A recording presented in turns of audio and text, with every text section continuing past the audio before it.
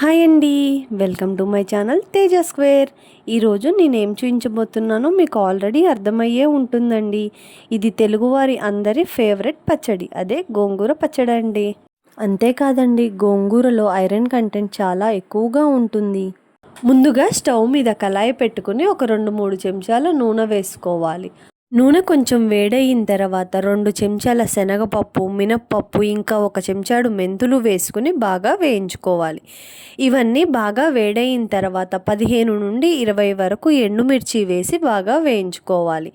దాంట్లోనే 1 చెంచాడు ధనియాలు, ఇంకా ఒక చిన్న అరచెక్క నిమ్మకాయ చెక్కంతా చింతపండు వేసి బాగా వేయించుకుని పక్కన పెట్టుకోవాలి. ఇప్పుడు అదే కళాయిలో మళ్ళీ 2-3 చెంచాల నూనె వేసుకుని బాగా కడిగి ఆరబెట్టుకున్న గోంగూరను వేసుకుని అందులో పసుపు, ఇంగువ వేసి ఒక్కసారి కలుపుకుని మళ్ళీ ఉప్పు కూడా వేసుకుని మగ్గే వరకు మూత పెట్టి మగ్గించుకోవాలి.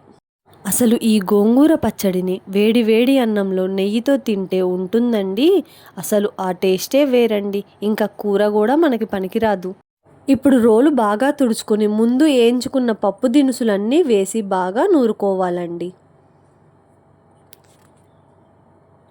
ఇవన్నీ బాగా నూరుకున్న తర్వాత ఇందులో ముందుగా మగ్గించి పెట్టుకున్న గోంగూరను కూడా వేసుకుని బాగా నూరుకోవాలి. ఈ పచ్చడిని అమ్మ చేత్తో కలిపి పెట్టించుకుంటే ఆ రుచే వేరండి. నేను ముందుగా కొంచెం ఉప్పు తక్కువగా వేసుకున్నానండి, కావాలంటే మళ్ళీ వేసుకోవచ్చని. అందుకే ఇప్పుడు మళ్ళీ కొంచెం యాడ్ చేసుకుంటున్నాను. ఉప్పు వేసుకుని ఇలా బాగా మెత్తగా నూరుకుని ఇలా ఏదైనా ఒక బౌల్లోకి తీసుకుంటే ఎంతో ఈజీగా గోంగూర పచ్చడి రెడీ అయిపోయింది. దీన్ని గనక ఉల్లిపాయతో తింటే చాలా అద్భుతంగా ఉంటుందండి.